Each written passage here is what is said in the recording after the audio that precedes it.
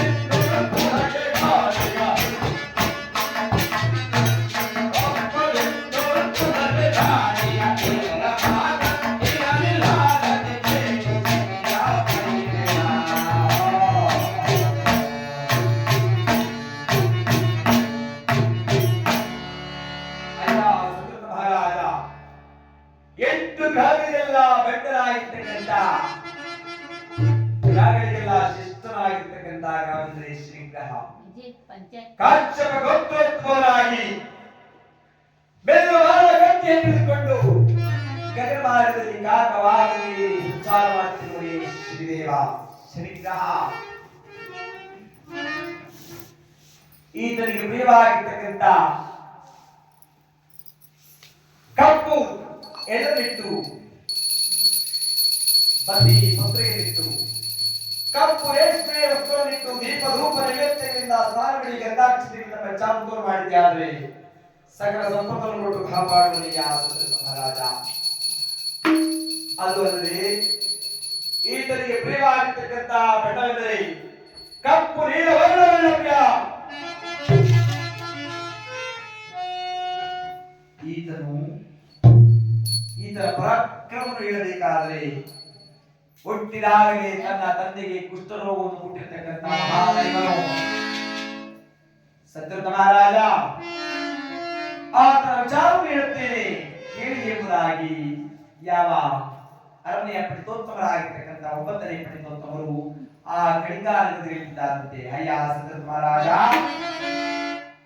ಯಾವ ಶ್ರೀದೇವರಾಗಿರ್ತಕ್ಕಂಥ ಅವರ ತಾಯಿಯಾಗಿರ್ತಕ್ಕಂಥ ಛಾಯಾದೇವಿ ಅಂದರೆ ಸೂರ್ಯದೇವನ ಮಡದಿಯಾಗಿರ್ತಕ್ಕಂಥ ಛಾಯಾದೇವಿ ಗಂಡು ಮಗು ಜನ್ಮವಾಗಿದೆ.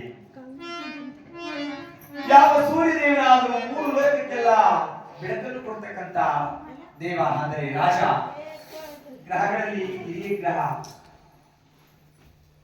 7 ವರ್ಷ ರಥರೂಢರಾಗಿ ಸಾರಥಿಯಾಗಿರ್ತಕ್ಕಂಥ ಅರುಣನ ಜೊತೆ ದೇಶವನ್ನೆಲ್ಲ ಸಂಚಾರ ಮಾಡುತ್ತಿದ್ದಾರೆ. ಅರುಣೆ ಮಂತ್ರಿ ಪ್ರಭು, ನಿಮಗೊಂದು ಗಂಡು ಮಗು ಜನ್ಮವಾಗಿದೆ. ಗಂಡು ಮಗು ಜನ್ಮವಾಗಿದೆ ಎಂದಾಗ ಸೂರ್ಯದೇವರಿಗೆ ಎಲ್ಲಿಲ್ಲದ ಆನಂದ. ಸಾರಥಿ ರಥವನ್ನು ಹಿಂದಿರುಗಿಸುವ ಅರಣ್ಯ ಕಡೆ ಎಂಬುದಾಗಿ ತನ್ನ ಸಾರಥಿಯಾಗಿರ್ತಕ್ಕಂಥ ಅರುಣಿಗೆ ತಿಳಿಸಿದ್ದಾನೆ. ಏಕಚಕ್ರ ರಥರೂಢರಾಗಿರ್ತಕ್ಕಂಥ 7 ಅಶ್ವಗಳನ್ನು ಕಟ್ಟಿಕೊಂಡು ಚಿನ್ನದ ರಥದಲ್ಲಿ ಪರಮಾತ್ಮನಾಗಿರ್ತಕ್ಕಂಥ ಸೂರ್ಯದೇವ ಸಂಚಾರ ಮಾಡುತ್ತಿದ್ದಂತೆ. ಅರಣ್ಯ ಕಡೆ ಸಾರಥಿಯಾಗಿರ್ತಕ್ಕಂಥ ವರುಣ ರಥವನ್ನು ತಿರುಗಿಸಿದ್ದಾರೆ. ತಾಯಿಯಾಗಿರ್ತಕ್ಕಂಥ ಛಾಯಾದೇವಿ ಆಗ ತಾನೇ ಜನಿಸಿರ್ತಕ್ಕಂತಹ ಗಂಡು ಮಗುವೆ ತನ್ನ ತೊಡೆ ಮೇಲೆ ಮಲಗಿಸಿಕೊಂಡು ತನ್ನ ಹಿರಿಯನ್ನು ಮುಟ್ಟಿದ್ದಾರಂತೆ. ಗಾಳಿ ಬೀಸಿದೆ. ಗಾಳಿ ಬೀಸಿದ ರಭಸಕ್ಕೆ ಆ ಮಗುವಿನ ಮೇಲಿರ್ತಕ್ಕಂಥ ತನ್ನ ತಾಯಿಯ ಸೀರೆ ಸೆರಗು ಸ್ವಲ್ಪ ಜಾರಿದೆ. ಯಾವ ಸೂರ್ಯದೇವನಾದರೂ ಆ ಮಗುವಿನ ಮುಖವನ್ನು ನೋಡಿದ್ದಾರೆ. ಛೇ ಮೂರು ಲೋಕಕ್ಕೆಲ್ಲ ಬೆಳಕನ್ನು ಕೊಡುವ ನನಗೆ ಇಂತಹ ಕಪ್ಪು ರೂಪದ ಮಗನೇ